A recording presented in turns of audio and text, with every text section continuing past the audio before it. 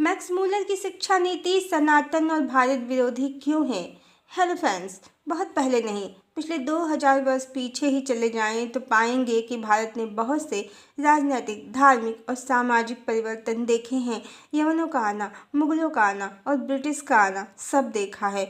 बार बार भारत की संस्कृति और सांस्कृतिक धरोहरों को क्षति पहुंचाई गई है और भारतीय ग्रंथों के साथ भी बहुत छेड़छाड़ हुई है।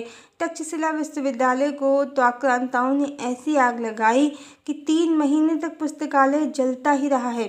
फिर ब्रिटिश शासन में मैक्स मूलर ने वेदों, उपनिषदों और पुराणों का गलत भाष्य किया। ऐसा नहीं है कि सब मिलावट मैक्स मूलर ने ही की है, मिलावट तो पहले से ही हो रही थी, बस मैक्स मूलर ने इसका लाभ उठाया।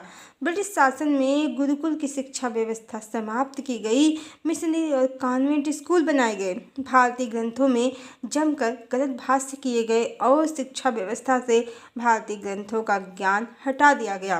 अंग्रेजों को अगड़ों की भाषा बताया गया और मात्र 26 अक्षरों वाली अंग्रेजी, हिंदी, संस्कृत सब पर भारी पड़ गई। और इसी शिक्षा व्यवस्था के कारण आज समाज में शिक्षा और रोजगार दोनों ही जगह भ्रष्टाचार की जड़ें जम गई हैं। अन्यथा इससे पहले भारतीय मिल बांट कर ही खाना पीना और जीना जानते थे।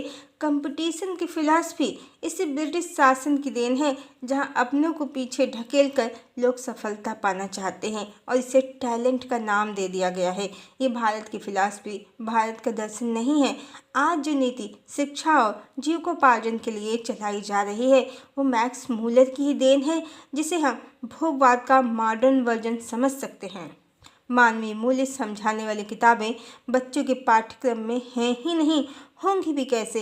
ये शिक्षा नीति हमारे देश की है ही नहीं, ये ब्रिटिश की शिक्षा नीति है, जिन्होंने स्वयं थोड़ी सी जमीन ईस्ट इंडिया कंपनी के नाम पर मांगकर पूरे भारत को छल और कपट से पूरे 190 वर्षों तक अपना गुलाम बनाकर रखा।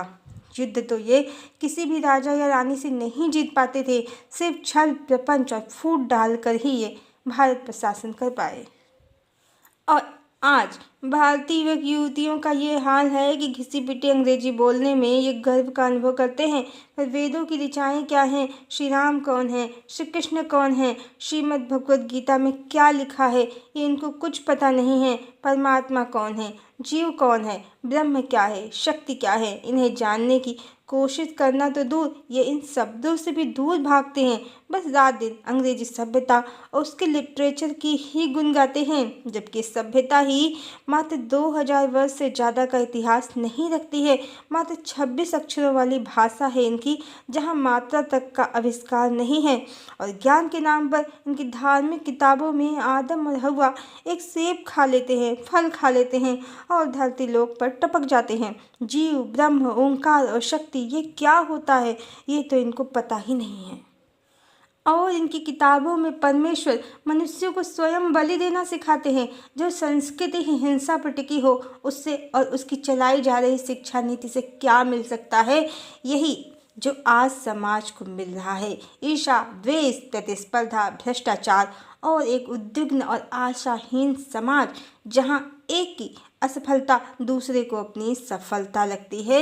वसुधैव कुटुंबकम तो दूर, अपना कुटुंब भी आज मनुष्यों को शत्रु प्रतीत होता है। पुरातन में ऐसा भारत नहीं था।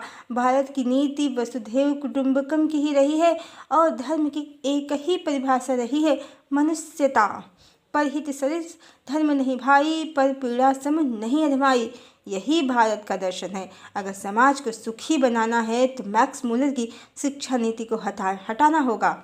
मैक्स मूलर की शिक्षा नीति को हटाना होगा। भारत की गुरुकुल वाली शिक्षा नीति को ही पुनः लागू करना होगा, जहां नैतिक मूल्य भी सिखाए जाएं, भारतीय दर्शन और भारतीय ग्रंथ भी पढ़ाए जाएं।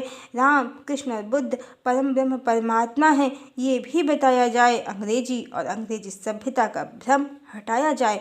मानवीय मूल्यों के साथ जीविकोपार्जन के तरीके सिखाए जाए। आध्यात्म के साथ साथ भौतिक जीवन में कैसे सक्षम बना जाए, ये सिखाया जाए। यदि भारतीय समाज को पुरातन काल की तरह उत्कृष्ट बनाना है तो मैक्स मूलर की शिक्षा नीति को हटाना ही होगा और भारत की पुरानी शिक्षा व्यवस्था और शिक्षा नीति को ही फिर से लागू करना होगा। हरिओम।